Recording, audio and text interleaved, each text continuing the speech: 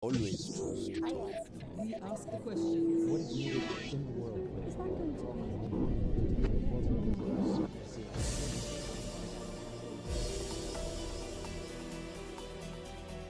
An official welcome from Qatar's Emir for the Nigerian President Muhammadu Buhari.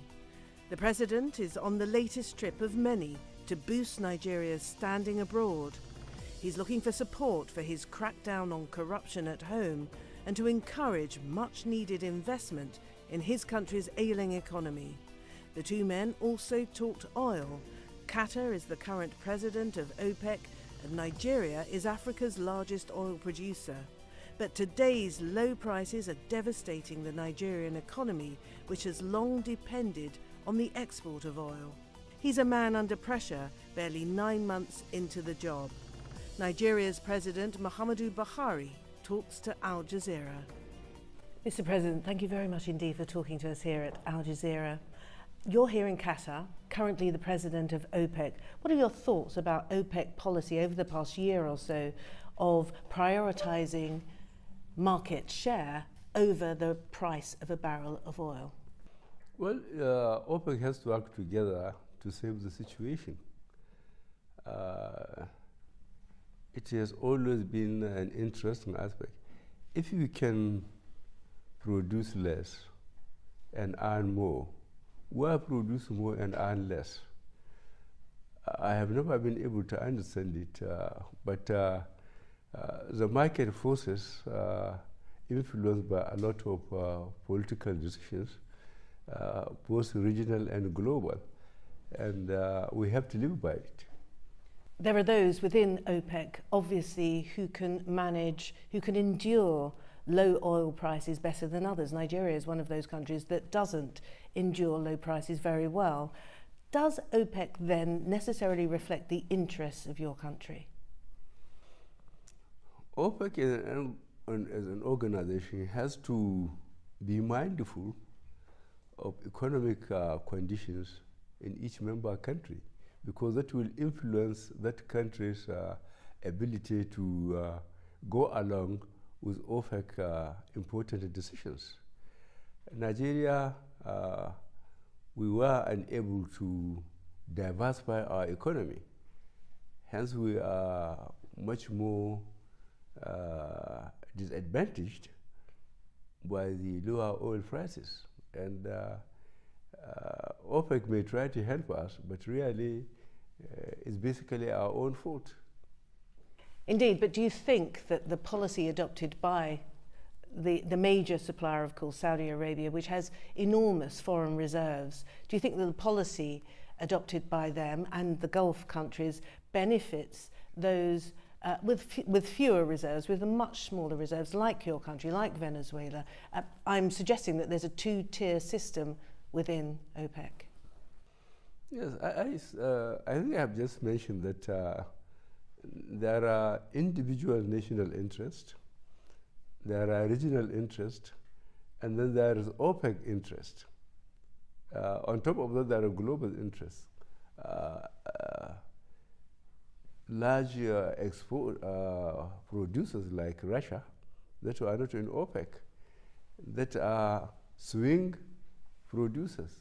If Russia decides to go flat, it can disorganize OPEC principles of controlling production. Is there an argument, therefore, for Nigeria withdrawing from OPEC? Certainly, under my leadership, Nigeria will not withdraw from OPEC. Between 1976 and 79, I served as a petroleum minister. I very much value the institution of OPEC, and I think Nigeria will make the necessary sacrifice to remain in OPEC. Okay, well, your economy, as everybody knows, is reeling largely from the effects of low oil prices at the moment. You're running a budget deficit of over $10 billion US.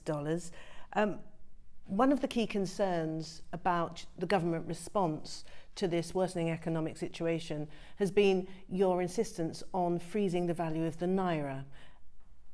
Voices, there's a chorus actually, a chorus of voices calling on you to devalue the naira, to allow market forces to prevail. Are you prepared to reconsider?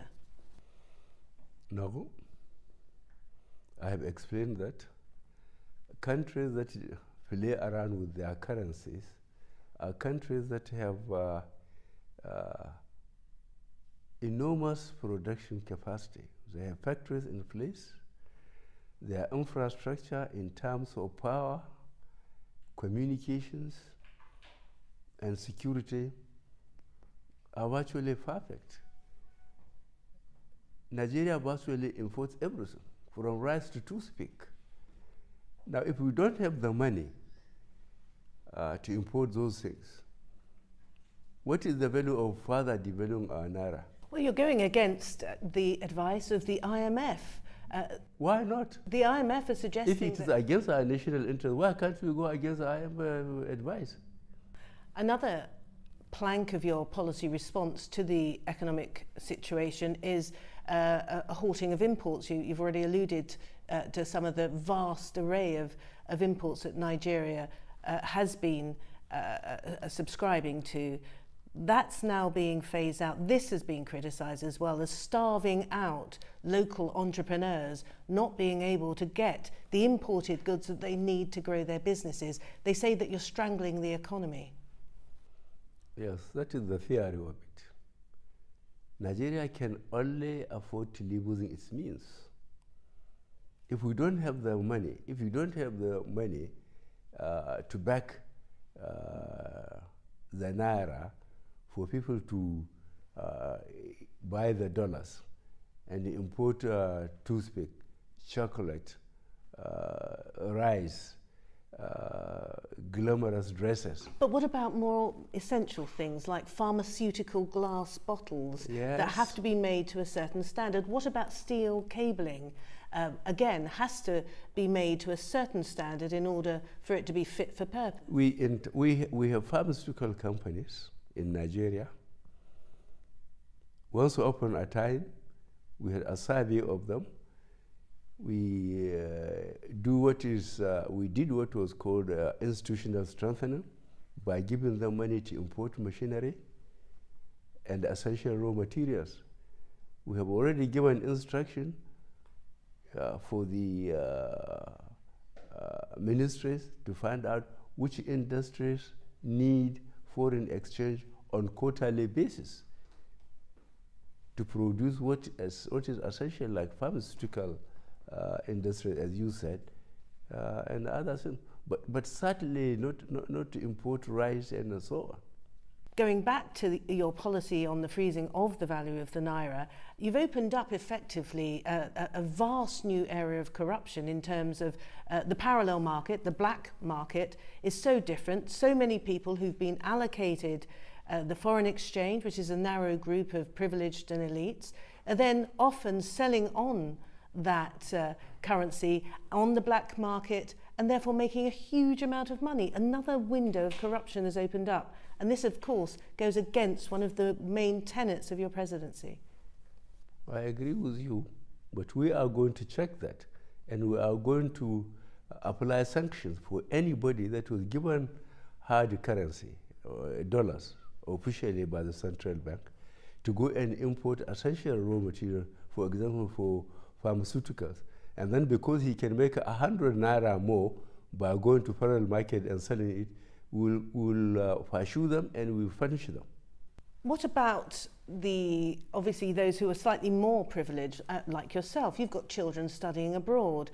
There are parents in Nigeria with kids in universities and schools abroad who are now facing the possibility of having to pull their kids out. They actually can no longer afford to make the payments for school fees. Well, if the country cannot afford it, so be it. But your children will continue their studies, no doubt. No, those who can afford it can still afford it.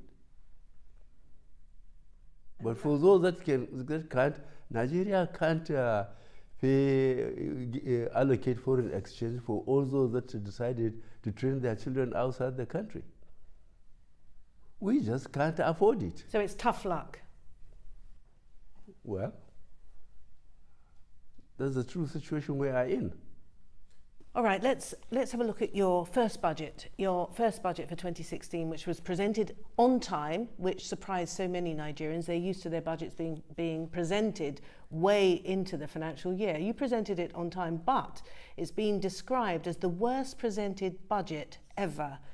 There was budget padding, there were duplications, and there were miscalculations. A suggestion, therefore, that even within your own ranks, there is corruption. I don't know whether it is corruption, but basically, producing the budget is a question of technocrats.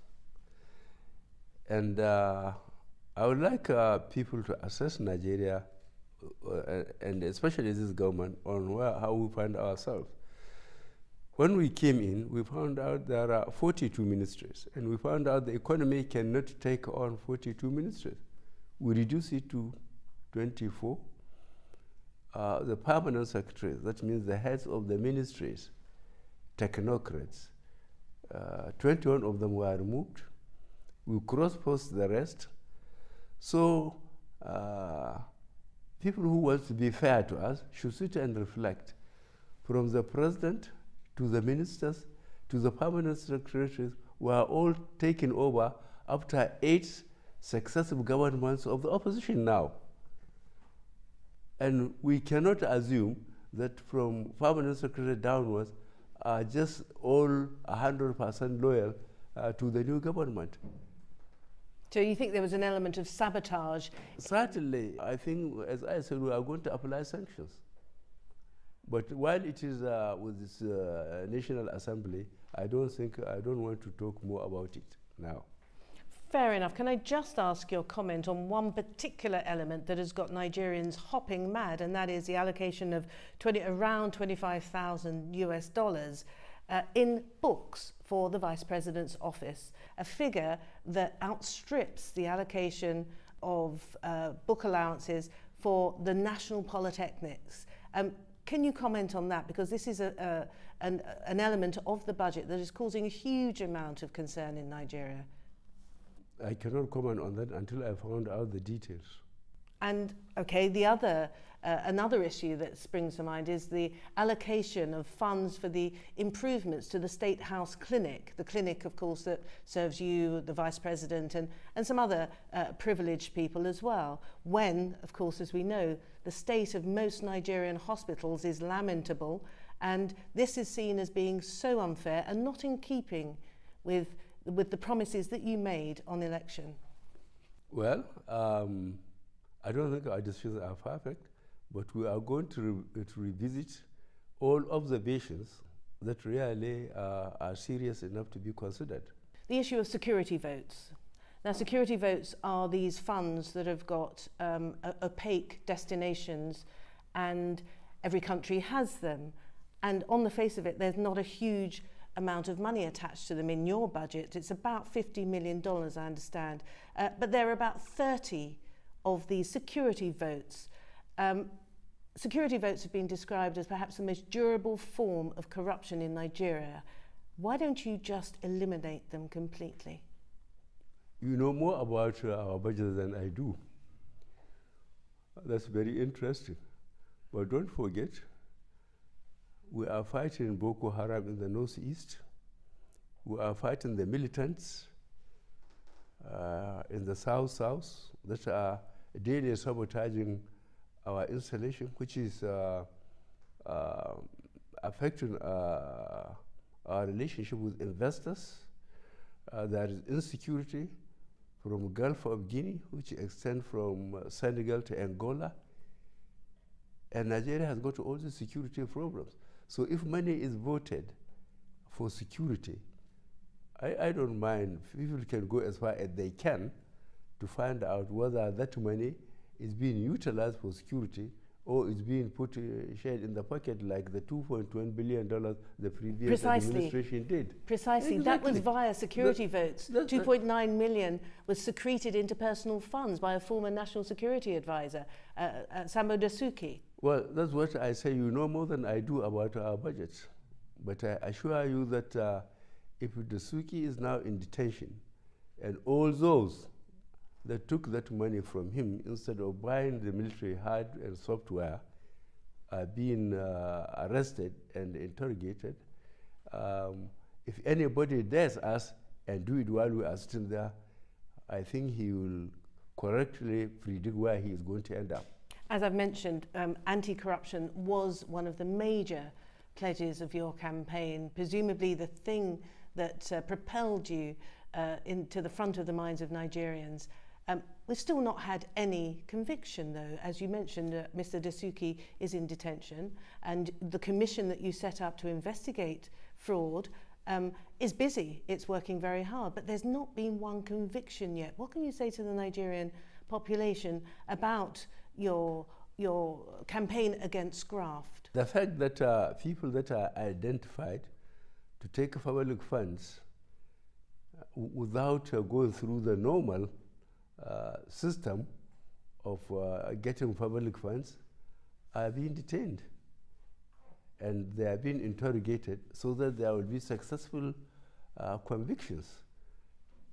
If people are in a hurry, what have they been doing in the last 16 years? They didn't know what was happening in the last 16 years? The security situation, which you alluded to, obviously is one of the greatest challenges that you have in Nigeria today. I'm particularly interested in the Islamic anti-terrorist force that is being put together by Saudi Arabia. Is Nigeria going to be part of this Islamic force? We are part of it because we have got terrorists in Nigeria that everybody knows, which claim that they are Islamic.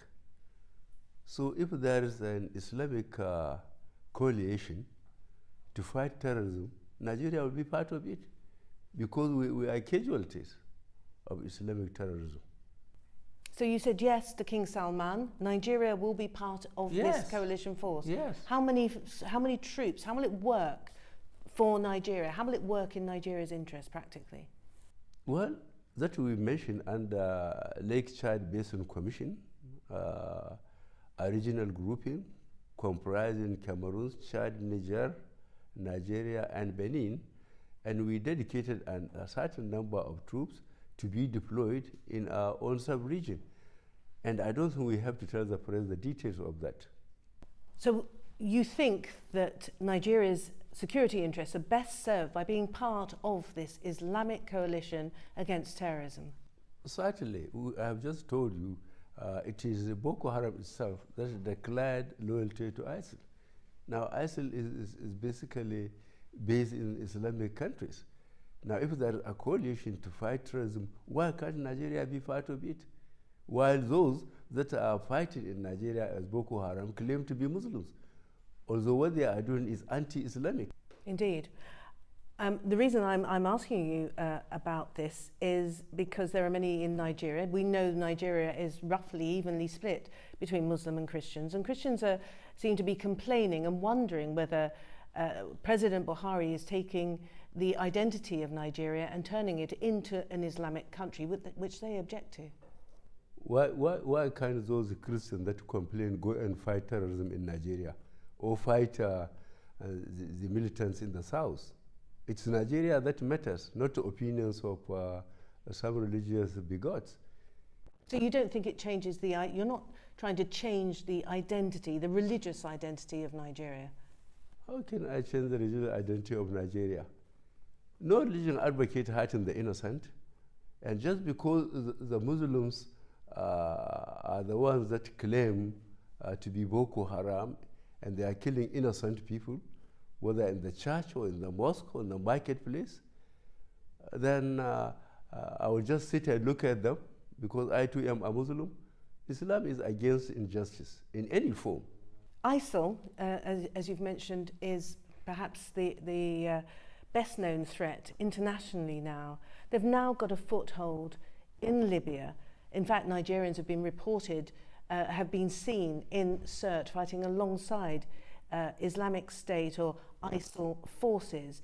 Some people, security analysts, suggest that ISIL's aim actually is to establish some form of domain from Aleppo in Syria all the way down to Abuja. How far do you think that the lack of governance in Libya is impacting upon your own security problem?